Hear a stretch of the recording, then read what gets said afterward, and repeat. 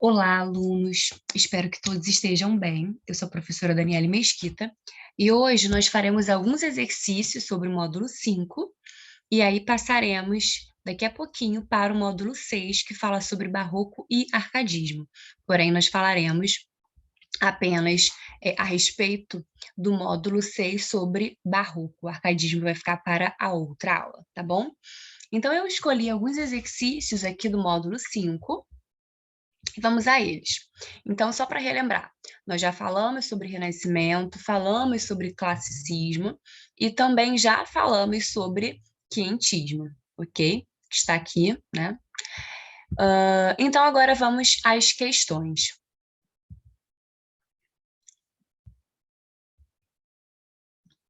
Então, questão 5, questão do Enem. De ponta a ponta é tudo praia e palma, muito chã e muito formosa. Pelo sertão, nos pareceu vista do mar muito grande, porque a estender olhos não podíamos ver senão terra com arvoredos, que nos parecia muito longa. Nela, até agora, não pudemos saber que haja ouro nem prata, nem coisa alguma de metal ou ferro, nem lhe ouvimos. Porém, a terra em si, então até aqui nós tínhamos um ponto de vista muito positivo, né? Uma terra muito formosa. E aí, depois desse ponto de vista positivo, nós temos ali, olha, não sabemos se tem ouro, nem prata, nem coisa alguma. Não vimos isso ainda, mas, apesar disso, a terra em si é de muito bons ares. Porém, então temos aqui mais uma conjunção adversativa, né? Porém, o melhor fruto que dela, né, que da terra, que dela se pode tirar, me parece que será salvar esta gente. A Carta de Pero Vaz de Caminha permite entender o projeto colonizador para a Nova Terra. Nesse trecho, o relato enfatiza o seguinte objetivo. Então, aqui, gente, no último período, eu chamei a atenção de vocês para essas conjunções adversativas, né? Para o porém que se repete. Então, nós temos ali um porém a terra em si, e depois o outro porém. Só que esse outro porém, ele tem uma força maior quando nós temos a seguinte estrutura. Porém, o melhor fruto que dela se pode tirar, me parece que será salvar esta gente. E salvar como? Salvar pela religião. Né? Foi aquele assunto sobre o qual falamos, sobre o catolicismo que foi imposto, né, aos indígenas. Então, esse relato enfatiza o quê? Valorizar a catequese a ser realizada sobre os povos nativos. Então, por isso, nosso gabarito é a letra A de amor. Vamos agora à questão 6. Então, temos aqui o texto 1 e o texto 2. Texto 1. Andaram na praia quando saímos, 8 ou 10 deles. E daí, a pouco começaram a vir mais. E parece-me que viriam este dia à praia 400 ou 450. Alguns deles traziam arcos e flechas, que todos trocaram por carapuças ou por qualquer coisa que lhes davam. Andavam tão bem dispostos, tão bem feitos e galantes com suas tinturas que muito agradavam. E aí depois nós temos o texto 2, né, que é de Portinari. Então o nome é o descobrimento do Brasil, né, percebam que nós temos aí os indígenas tomando conhecimento sobre essa caravela, né, que estava chegando, eles não sabiam exatamente ainda o que era, e aí eles estão ali unidos, né, observando. Então vamos agora ao nosso enunciado. Pertencentes ao patrimônio cultural brasileiro, a Carta de Pero Vaz de Caminha e a obra de Portinari retratam a chegada dos portugueses ao Brasil. Da leitura dos textos, constata-se que, letra a Carta de Pero Vaz de Caminha representa uma das primeiras manifestações artísticas dos portugueses em terras brasileiras e preocupa-se apenas com a estética literária.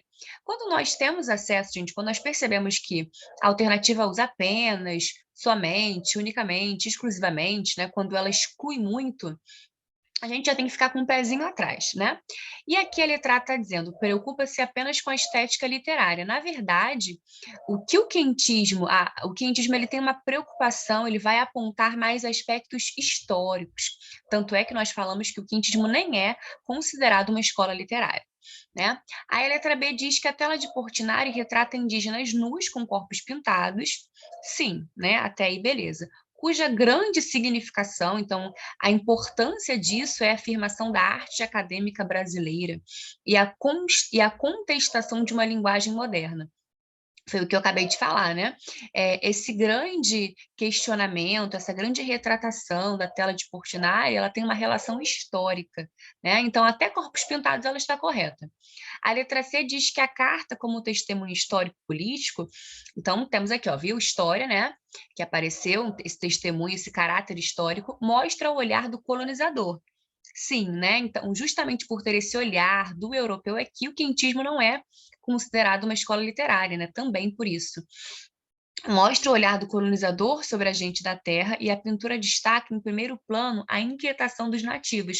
Exatamente. Então a gente tem aqui um ponto de vista diferente, né? A carta ela mostra o olhar do colonizador e a pintura ela mostra mais o ponto de vista dos indígenas, né? Dos nativos que estão ali inquietos com esse fato, né? Com essa coisa ali que estava chegando que eles ainda não sabiam o que era exatamente. A letra D diz que as duas, então C é o nosso gabarito. A letra D diz que as duas produções, embora usem linguagens diferentes, de fato, né, verbal e não verbal, respectivamente, cumprem a função social e artística. Então, de fato, nós temos duas produções que usam linguagens diferentes, né? A primeira é um texto verbal, a segunda usa a linguagem não verbal, né? Nós temos uma imagem, não temos palavras, cumprem a mesma função social e artística. Então, gente, como nós elas não têm exatamente a mesma função social e artística. Quando nós pensamos em quintismo, principalmente a carta de Pero Vaz de Caminha, mais do que um caráter artístico, que não é o que predomina na carta, a gente tem uma preocupação histórica, né? A gente tinha ali essa carta que era enviada a Portugal para que houvesse conhecimento sobre o que estava acontecendo, certo? Então, esse caráter artístico ele é ainda enfraquecido na carta. E a letra E diz que a pintura e a carta são manifestações de grupos étnicos diferentes, produzidas em um mesmo momento histórico, retratando a colonização. Elas não são produzidas em um mesmo momento histórico, elas falam, elas revelam um ponto de vista sobre o mesmo acontecimento, mas em momentos diferentes. Então, a questão 6 tem como gabarito letra C. E eu escolhi aqui, gente, mais uma questão, a questão 9, da SpaceX. Então, vamos lá. Leia o soneto. Então, o soneto, ele tem uma estrutura. Não existe somente um tipo de soneto, mas a estrutura clássica é ali 2 quartetos e 2 tercetos, como nós estamos vendo aqui, né? Leia o soneto a seguir e marque a alternativa correta quanto à proposição apresentada. Então, antes de fazermos a leitura do soneto, vamos ali ao enunciado. O artista do classicismo, para revelar o que está no verso, ele adota uma visão. Que visão é essa? É subjetiva, é idealista, é racionalista, é platônica ou é negativa? Então, olha só, gente. Vamos prestar atenção na estrutura desse soneto. Se amor não é, qual é este sentimento? Mas se é amor, por Deus, que coisa é a tal? Se boa, por que tem ação mortal? Se má, por que é tão doce o seu tormento? Se eu ardo por querer, por que eu lamento? Se sem querer o lamentar que val. Ó viva morte, ó deleitoso mal, tanto pode sem meu consentimento. E se eu sinto sem razão, eu pranteio. A tão contrário vento em frágil barca, eu vou por alto mar e sem governo. É tão grave de erro, de ciência parca, que eu mesmo não sei bem o que eu anseio, e tremo em pleno estio e ardo no inverno. Então a gente tem que prestar atenção, olha só, principalmente ali na primeira estrofe, na segunda também, né? Como é que elas terminam? A primeira estrofe ela tem esse mesmo final em todos os versos. Se amor não é, qual é este sentimento? Mas se amor, por Deus, que coisa é tal? Então esse sujeito poético ele tem um questionamento presente durante esse soneto, né? Então, gente, ele está adotando aqui que ponto de vista? Subjetivo, idealista, racionalista, platônico, e a letra E, negativo, né? Então, aqui, gente, o nosso gabarito vai ser letra C, racionalista. Por quê? As perguntas, né, esses questionamentos, o que ele está querendo saber? né? Ele está querendo entender o que está acontecendo. Então, na verdade, a gente tem um sujeito poético que está refletindo sobre o mundo, sobre os sentimentos, sobre o lugar do homem no mundo, né? E aqui no próprio enunciado a gente tem, ó, para revelar o que está no universo, para saber para o que está no universo. Ele lança perguntas, questionamentos. Então, a gente tem um ponto de vista aqui que é racionalista. Então, nosso gabarito é a letra C. Então, gente, vamos agora, fizemos algumas questões, vamos agora para o próximo capítulo, ok? Então, só para vocês entenderem, esse capítulo fala sobre barroco e também fala sobre arcadismo. Aqui, ó, arcadismo no Brasil, Cláudio Manuel da Costa, Basílio da Gama. Mas, para que a nossa aula não fique imensa, né? Nós vamos falar sobre barroco, ok? Vamos falar sobre barroco na próxima semana. Nós faremos alguns exercícios sobre barroco e falaremos sobre arcadismo, tá bom? Então, vamos lá. Barroco. Então, a partir do século XVII, 1600, né, o seiscentismo, na Europa instala-se um período de crise e, consequentemente, uma mudança de mentalidade desencadeada pelas crises. Olha quantas crises, né? Pelas crises religiosa, política, econômica, social e cultural. Os valores renascentistas que opunham a visão antropocêntrica à teocêntrica medieval começam a se desgastar e as questões religiosas, as questões espirituais, né, voltam a estar no centro da preocupação do homem seiscentista, que, obviamente, convive com dualidades e contradições acerca dos conflitos entre fé e a razão. Esse parágrafo é extremamente importante. Por quê? Se você pudesse, quando nós terminarmos aqui de falar sobre o barroco, se você puder gravar, espero que você grave mais do que isso, que você entenda, né? Entenda, compreenda mais do que apenas uma palavra. Mas, às vezes, também tentar resumir um assunto, né, com apenas uma palavra, tentar entender, fazer essa relação é importante. Por quê? Tenham isso em mente. Quando você lembrar, quando você falar de barroco, tem essa palavra na sua cabeça: dualidade, contradição, tá? Não é à toa que algumas figuras de linguagem vão ser muito importantes aqui, e uma delas é justamente a antítese, porque ela trabalha com o quê? Com a contradição, né? Com ideias, com palavras que pertencem a campos semânticos diferentes, né? Por exemplo, tristeza e alegria, tristeza e alegria. Então, nós estávamos falando, gente, nessa linha do tempo, né, sobre o teocentrismo, né, que é Deus no centro do mundo, a religião como algo muito importante. E depois houve uma mudança de mentalidade, né, e nós passamos aí a ter um antropocentrismo, um certo enfraquecimento dessa religião, que não deixa de ser importante, até hoje ela é, mas o homem, né, passa a ser o centro do mundo. Aqui no barroco, a religião, ela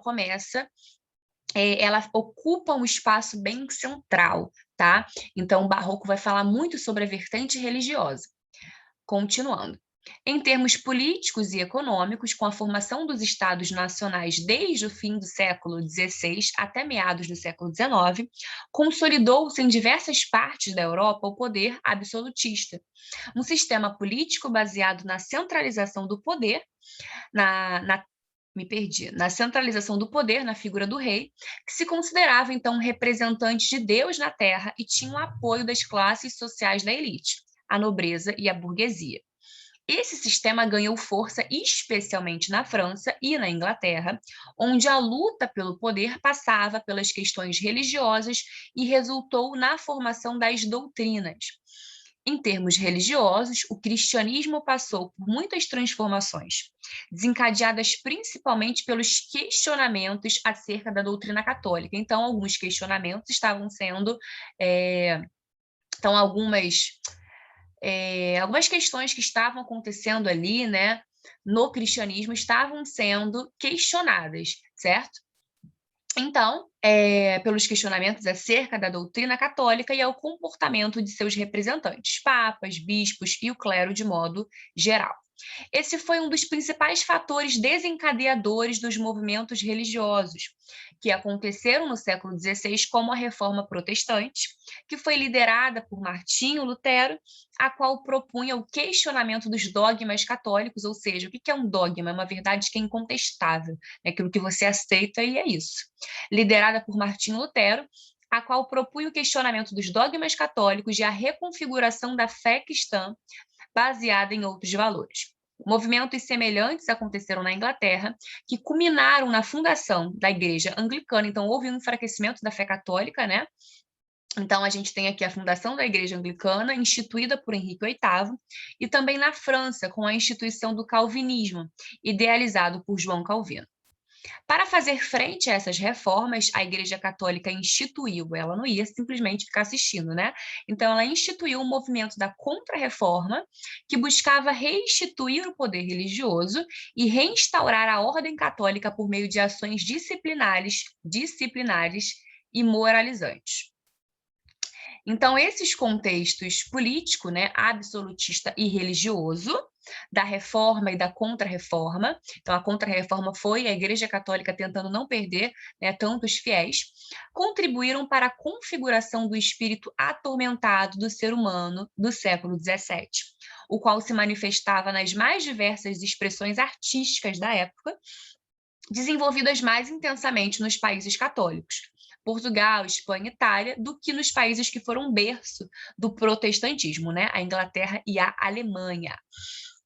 Então, vamos falar aqui um pouquinho sobre a arte barroca. Então, gente, o barroco é um estilo marcado pela intensidade dramática, que revela o estado de insegurança e angústia presentes no imaginário do homem europeu de então, cuja visão de mundo transita entre questões racionais e sentimentais, dúvidas existenciais, conflitos entre o mundo espiritual e o mundo terreno. Olha aqui, né? A gente já começa aqui com essas antíteses, né? Com essas dualidades, mundo espiritual versus mundo terreno, o que traduz o espírito de complexidade e contradição da época. Esses temas são representados por um estilo marcado pela ornamentação excessiva, né? Por essa preocupação com a beleza, né? Com a estética, pela ornamentação excessiva, pelo detalhamento e jogo de contrastes, tanto na pintura quanto na escultura e na arquitetura. Então, aqui em Minas Gerais, então, vai ser um estado muito importante para o barroco, né? Em Minas Gerais, as esculturas de Aleijadinho, Antônio Francisco Lisboa, que, né, quase não é conhecido com esse nome, mas sim por Aleijadinho, são as mais representativas do barroco brasileiro, cuja temática foi predominantemente religiosa, como é possível perceber na igreja de São Francisco de Assis, em Ouro Preto. Então, nós temos aqui, percebam, né, o detalhe dessa ornamentação. Então, aí é o altar da igreja São Francisco de Assis, Ouro Preto, em Minas Gerais. Barroco na literatura. De origem incerta, há diversas teorias sobre a etimologia da palavra barroco, sobre o sentido, né? Todas elas ligam o nome barroco a um sentido pejorativo, como sinônimo de desarmônico, irregular, extravagante, exagerado, em comparação com a arte equilibrada renascentista, né? Então, aí a gente, através dessa etimologia, temos uma visão bastante negativa sobre o barroco, né? Como algo que é desarmônico, né? Como algo que não é bonito. A temática da literatura barroca girava em torno das tensões, das contradições, olha aí, contradição, dualidade, né? Próprias da mentalidade da época, que se traduziam nas oposições que envolviam questões humanas e divinas. Gente, essa dualidade, essa oposição faz parte da vida humana, né? Em alguns momentos faz mais ainda do que em outros. Mas quem é que, por exemplo, quando você vai escolher a sua profissão, não vive um momento ali de indecisão, de não saber se você faz o curso X ou Y, né? Ou, eu não sei se eu presto vestibular ou se eu faço um concurso na área militar, enfim, né? A vida é cheia de dualidades, né? Eu acho que quando não houver dualidade, eu não sei em que momento não há dualidade na vida. Então, Voltando, que se traduziam nas oposições que envolviam questões humanas e divinas, como razão, fé, sagrado, profano, céu, terra, pecado, perdão, culpa, arrependimento, espiritualidade, sensualidade, carne e espírito. Vejam só, foi o que eu falei sobre a dualidade, né, sobre essas coisas diferentes, sobre essa contradição. Vários poemas barrocos tematizam a renúncia do ser humano aos prazeres mundanos e às preocupações terrenas e a busca pela paz de espírito e pelo merecimento celestial, né? Ou seja, o homem muitas vezes quer abandonar esses prazeres mundanos porque ele quer dar mais força à espiritualidade para conseguir a sua salvação. Mas, por conta, né, da palavra dualidade, esse mesmo homem, em um momento pensa isso, em outro momento não sabe se, né, de fato é o melhor a se fazer. Então, além disso, angústias de ordem existencial figuram na temática barroca por meio de oposições entre transitoriedade da vida, plenitude da eternidade, ou seja, transitoriedade da vida, a vida passa tão rápido, né? Ai, mas a eternidade, né? A eternidade é a eternidade. Vida, morte, né? Olha aí a dualidade, efêmero, duradouro. O que que é algo efêmero, que passa rápido? Efemeridade da vida, né? A vida passando rápido. Representadas por imagens como fogo, chama, água, nuvem e vento. A exploração dos sentidos com a sugestão de sons, cores, perfumes e texturas imprimem uma certa dose de sensualismo e volúpia, próprios dos prazeres da carne, o que contrasta com as ideias mais elevadas de espiritualidade e religiosidade. A figura da mulher é representada como real, acessível, sedutora, diferentemente da representação, como idealizada e inalcançável, típica do movimento artístico anterior. Então, agora a mulher ela não é mais inalcançável, né? A mulher é acessível, a mulher é sedutora. Então, vamos continuar aqui falando sobre o barroco. Tais temas, esses temas que mencionamos, né, são expressos por dois estilos ou tendências que caracterizam a estética barroca: o cultismo e o conceptismo. Então, essas palavras são bem importantes, né? Cuidado para não confundi-las. Embora elas estejam ali trabalhando juntas, né? Cada uma vai ter o seu sentido. Então, o cultismo, ele também é chamado de gongorismo, em referência ao poeta espanhol Luís de Góngora. Consiste no emprego de uma linguagem rebuscada. O que é uma linguagem rebuscada? Uma linguagem bonita, né? Composta de jogos de palavras, inversões na ordem direta da oração, que é o que a gente chama de pérbato, né? Vocabulário sofisticado de figuras de linguagem como antíteses, paradoxos, metáforas, que representam a ornamentação muito visível nas artes plásticas. Esse rebuscamento na linguagem fez com que a literatura barroca transitasse entre a estética do belo e do feio, do regular e do disforme. Lembra que a gente falou ali em cima, né? Que o barroco tem essa característica, né, pela própria etimologia, né, de ser algo desarmônico, né? Então aqui a literatura barroca ela transita entre a estética do belo e do feio. Então se algumas pessoas acham que o barroco é feio, né, se pela etimologia ele tem esse sentido, a linguagem do barroco é uma linguagem muito rebuscada, uma linguagem bonita, né? Então o que que é o cultismo? O que que é a linguagem culta? É a linguagem que se preocupa com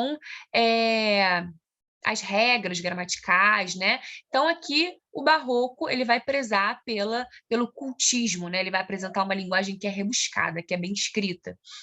E o que que é o conceptismo, né? Então, olha só, também denominado quevedismo, em alusão ao poeta espanhol Francisco de Quevedo, derivado da palavra espanhola concepto, consiste na elaboração do raciocínio e do pensamento lógico, utilizados para persuadir, para convencer o interlocutor a respeito de um dado ponto de vista. A argumentação também era constituída pelo jogo de ideias e emprego de analogias, né, comparações, e histórias ilustrativas, alegorias, utilizadas como recursos retóricos. Então, aqui, o que é esse conceptismo? Se o cultismo se preocupa com a linguagem rebuscada, o conceptismo ele se preocupa com a linguagem, né? Com a linguagem, com a elaboração do raciocínio. Então, aqui não é a linguagem, não existe uma preocupação com a linguagem em primeiro plano.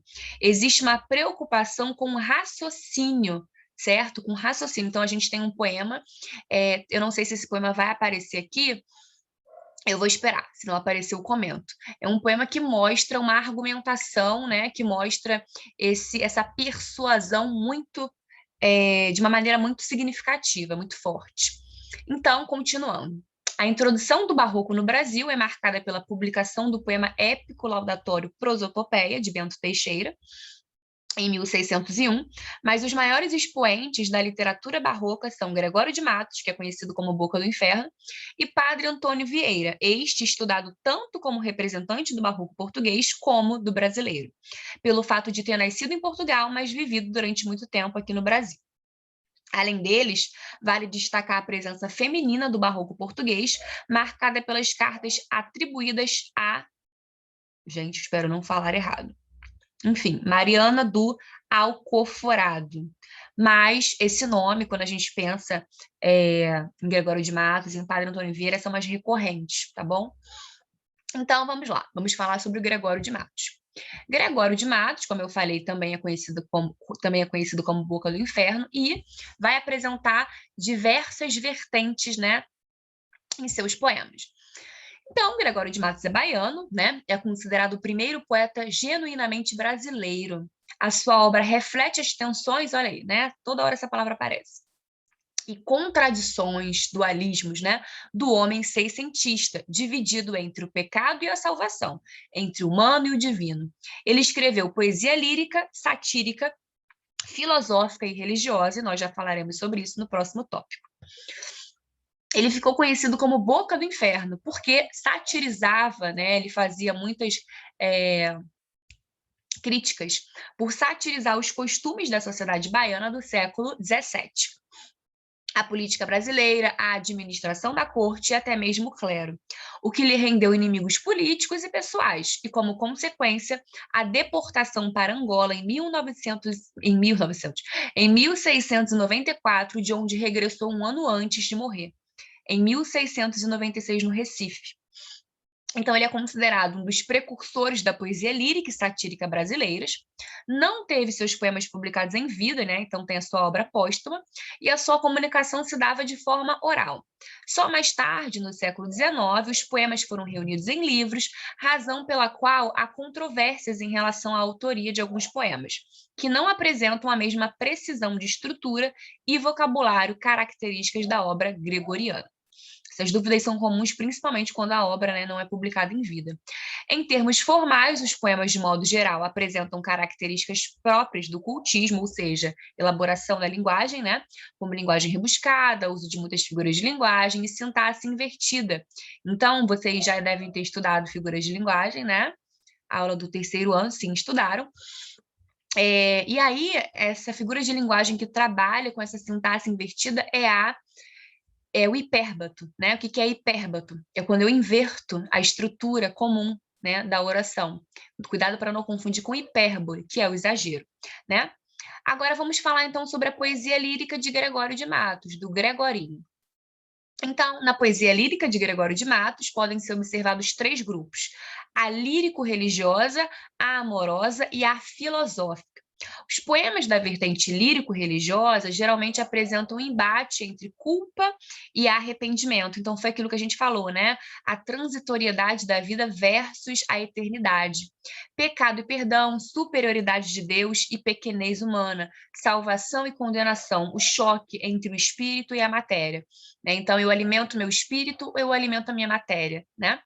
Então, o homem foi aquela questão que a gente falou sobre o teocentrismo, o antropocentrismo, né? Na lírica filosófica é presente a temática da transitoriedade da vida. Então, aqui a gente tem nessa lírica, né, um questionamento desse homem sobre o estar no mundo, né? Sobre, olha como a vida passa rápido. Então, é presente a temática da transitoriedade da vida, a consciência da irreversível passagem do tempo e o desconcerto do mundo. Tudo envolvido numa aura de angústia existencial. Então, o homem aqui, ele é angustiado. A lírica amorosa é marcada pelo conflito entre o amor espiritual sublime e o amor carnal, voluptuoso e condenável. Então, o amor, né, é uma porta, né, para que existe essa culpa, né? porque através do amor, através do amor carnal, você pode entrar em pecado, por exemplo, né? E aí, de acordo com o pensamento aqui do Barroco. Então, é marcada pelo conflito entre amor espiritual e amor carnal. A figura feminina também é apresentada de forma contraditória. Então, lembra, a gente falou que a mulher aqui é alcançável. Então, ora ela é associada ao pecado, né, e perdição espiritual, ora ela é associada à pureza angelical. Então, existe aqui uma contraditoriedade da própria mulher. Ora a mulher é bacana, ora a mulher não é mais tão legal assim. Por que ela não é tão mais legal assim? Porque a mulher poderia estar conduzindo o homem, né, a pecar. É dotada de beleza e virtudes e por isso ela é inacessível. Então, por mais que a mulher seja acessível, né? Então preste atenção aqui para que isso fique claro. Então, olha, a figura feminina também é apresentada de forma contraditória. Ora, ela é associada ao pecado e perdição espiritual, né? E quando ela é associada a esse pecado e essa perdição espiritual é porque ela é mais acessível, né? É esse amor carnal. Ora, ela é associada à pureza angelical, ela é dotada de beleza e virtudes, e aí ela vai ser inacessível, tá? Agora vamos falar sobre essa poesia satírica que deu esse apelido, né? Para Gregório de Boca do Inferno. Então, Gregório de Matos impregnou a poesia de crítica a todas as classes da sociedade de seu tempo. O clero, governos, comerciantes, além de criticar até mesmo os costumes da sociedade. Em muitos de seus textos, protesta contra o regime imposto pela corte à colônia e critica o modelo econômico, o excesso de tributos, os abusos institucionais. Além disso, os vícios, as corrupções, as desonestidades e a carestia de vida, né? A miséria. Nos poemas dessa é porque a gente não usa mais a palavra miséria, né? Ou não deveria usar, porque a palavra miséria a gente usa mais carestia, né? Que está relacionada a essa questão econômica. Porque quando você fala que uma pessoa é miserável, você pode se referir tanto à questão econômica, né? Quanto a um aspecto de pena, né? Ah, ele é um miserável, então, né? Nós temos que ter pena dele. Então, por isso é que a palavra mais adequada é carestia. Isso é interessante. Então, nos poemas dessa categoria, o poeta não se furta a explorar o ridículo da sociedade, o grotesco, o inútil, o perverso. A linguagem empregada na poesia satírica transita entre ironias, palavrões, gírias e expressões locais, além de apresentar uma diversidade de termos advindos das línguas que se miscigenaram, né, que se misturaram à portuguesa, como a indígena e a africana. Esse capítulo é bem grande, né, gente? Então, agora vamos falar... tem aqui mais um parágrafo. Entre os poemas mais ácidos da coleção satírica de Gregório de Matos está o que desfere a crítica a várias classes da sociedade, em uma linguagem que foge do rebuscamento da vertente lírico-religiosa, amorosa ou filosófica. Então, gente, poema não está aqui, né? Talvez esteja alguma questão. Aquele poema que eu falei para vocês que tem essa vertente muito argumentativa, né? Então, por exemplo, esse conceptismo, ele trabalhava com essa argumentação. Eu não vou lembrar agora exatamente o nome do poema, mas ele tinha mais ou menos esses versos. O sujeito poético, né, dizia que ele poderia pecar, né, já que ele era humano, então, uma vez humano, ele peca, e que Deus iria perdoá-lo, porque Deus é, né, Deus é Deus, Deus ele tem compaixão. Então, se a Deus cabe perdoá-lo, porque Deus tem compaixão, ao homem cabe pecar porque faz parte da natureza dele. Ou seja, o que ele está fazendo ali? Qual que é a argumentação dele? Olha só, eu pequei, eu vou me arrepender e eu sei que eu vou pedir perdão a Deus e ele tem que me perdoar sim. Por quê? Ele é Deus, como ele não vai me perdoar? Então percebem e ele dizia que Deus, né, que Deus era grandioso por conta dessa capacidade de perdoá-lo. Então, beleza, ele ia ser perdoado, show de bola. Então, tá percebendo aí, né? O nome disso é conceptismo, ele estava ali usando esse jogo, né? É como, por exemplo, se um amigo seu fala, pô, cara, me empresta aí seu livro da vida. Me empresta seu livro. Pô, você vai me emprestar sim, porque a gente é amigo há 10 anos. Caraca, quando você passou por aquilo, eu estava do seu lado, te acho maneiro pra caramba, falo muito bem de você pros meus amigos e para geral. Você fica assim, gente, eu vou ter que emprestar meu livro. O que que eu vou fazer? Né? É complicado. Então é mais ou menos isso aí. Como assim? Não, eu vou pecar e Deus vai me perdoar sim, porque Deus é Deus. Entendeu? Percebeu, né? Conceptismo. Então, vamos agora falar sobre Padre Antônio Vieira. Então, considerado o grande expoente da prosa barroca, então agora é prosa, né? Os textos de Padre Antônio Vieira ganharam notoriedade e prestígio por apresentarem muita originalidade em sua construção, além de grande habilidade de argumentação e ilustração dos temas abordados. Como orador, Vieira encontrou em seus sermões um meio eficiente de falar a colonos portugueses, a brasileiros filhos de colonos, indígenas, africanos. Utilizando-se de muitos recursos retóricos, Vieira não apenas levou a palavra de Deus aos ouvintes e catequizou os pagãos, como também defendeu importantes causas políticas e sociais, entre elas a crítica à escravização de índios e o acolhimento de judeus convertidos ao cristianismo.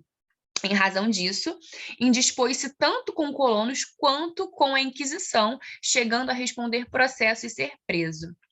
Então, como sólida formação humanística e amplos conhecimentos culturais, Vieira encontrou nos sermões uma forma eficiente de pregação e expressão da ideologia da igreja de então, a qual procurava defender os valores católicos por meio da Contra-Reforma, né? Ou seja, a catequização para não perder tantos fiéis, né? Em oposição à afronta da Reforma Protestante que crescia muito fortemente na Europa. Além de mais de 200 sermões, escreveu também diversas cartas endereçadas a autoridades eclesiásticas e políticas, quando de suas missões diplomáticas em Paris, Haia, Roma, entre outras. Entre a grande produção de Vieira, alguns dos sermões ficaram especialmente famosos, como... Então, nós temos aqui Sermão da Sexagésima, tematiza o próprio ato de pregar e suas 3 instâncias principais, o pregador, né? Então, para que essa pregação acontecesse, você tinha que ter o pregador, alguém que falasse, o ouvinte, alguém que ouvisse, e a temática religiosa, né? O assunto que era Deus. Sermão de Santo Antônio aos Peixes, tematiza a escravidão dos indígenas brasileiros, a qual se contrapõe e se coloca em defesa dos oprimidos. Sermão pelo bom sucesso das armas de Portugal contra as de Holanda. Tematiza a invasão holandesa e o empreendimento da coroa em conter tal invasão na colônia brasileira. E Sermão do Mandato. Tematiza o amor místico a Deus e a fé. Beleza. Então, temos aqui estamos quase chegando ao fim da nossa aula. Esse vídeo já deve ter uns 30 minutos. Então, de modo geral, os sermões objetivam chamar a atenção dos ouvintes, despertar-lhe a consciência e fazê-los pensar e reagir. Então, são estruturados em 3 partes. Introito ou exórdio, ou seja, o tema é apresentado ao público e é justificado, né? Então o tema é esse e eu escolhi esse tema por conta disso. A argumentação, né? Recursos como exemplos, alegorias em que o tema é desenvolvido por meio de uma estrutura lógica. Então o discurso metafórico ele vai ser muito utilizado, né, no sermão. O discurso metafórico ele é muito utilizado na religiosidade, na Bíblia, né? Peroração é a conclusão desse sermão. Então, a gente tem todo o texto, vai seguir essa ordem, né? É uma introdução, depois é o desenvolvimento, que consiste na argumentação, e, por fim, a peroração, que é a conclusão desse sermão, em que se buscava fazer com que os fiéis seguissem as ideias defendidas por ele. E, por fim, disseminação e recolha. Então, a estrutura argumentativa é o principal elemento de convencimento, e para isso era necessário usar estratégias para que o público acompanhasse o raciocínio desenvolvido pelo orador. Vieira se utiliza da técnica conhecida como disseminação e recolha, o que contribuía para aumentar o poder para aumentar o poder de convencimento do sermão. Então, o sermão ele tinha como objetivo alertar as pessoas para que elas, né, entrassem no mundo, enveredassem no mundo da fé, né, e fossem salvas. E aí, a disseminação consiste em lançar ideias que são elencadas por meio de perguntas dirigidas ao público e que inicialmente ficam sem resposta, entendeu? Perguntas são lançadas, né? Inicialmente ficam sem resposta. A recolha consiste na retomada dessas questões propostas, né? E na resposta fundamentada no discurso bíblico. A característica conceptista, que considera o desenvolvimento do raciocínio de forma lógica, né, foi aquilo que falamos, somam-se estratégias de ilustração do tema por meio de metáforas, analogias, alegorias. No sermão da sexagésima, a disseminação se dá no lançamento da questão aos fiéis. Por que a palavra de Deus não se frutifica? Na recolha, o orador tenta convencer os fiéis de que a culpa é dos pregadores que mais se preocuparam em florear a linguagem, né, na beleza da linguagem, do que em elaborar uma argumentação consistente. Então, a culpa seria dos pregadores que se preocuparam em florear a linguagem, ou seja, se preocuparam mais com o cultismo do que em elaborar uma argumentação consistente, ou seja, do que se preocuparam com o conceptismo, né, com a ideia em si, né? Então você tem que se preocupar mais com a ideia, mais com Deus, mais com a religião do que em elaborar um discurso que é bonito. Você tem que enaltecer a fé e não o orador. Você tem que enaltecer a palavra e não aquele que leva a palavra, certo? Queridos, esse vídeo acho que ficou grande, hein? Mas, enfim, nós precisávamos fazer alguns exercícios, né, sobre o capítulo anterior. Na próxima semana, então, nós falaremos sobre o arcadismo, ok? Que é esse capítulo aqui, arcadismo no Brasil, Cláudio Manuel da Costa, ok? E faremos exercícios sobre esse capítulo, tá? Então, próxima semana, arcadismo e exercícios. Então, querido, espero que vocês tenham entendido. Eu acho esse assunto um dos mais legais da literatura brasileira, ok? E é isso. Espero que vocês tenham entendido, espero que vocês tenham gostado. Até a nossa próxima semana. Fiquem com Deus e é sempre um prazer estar com vocês. Beijinhos.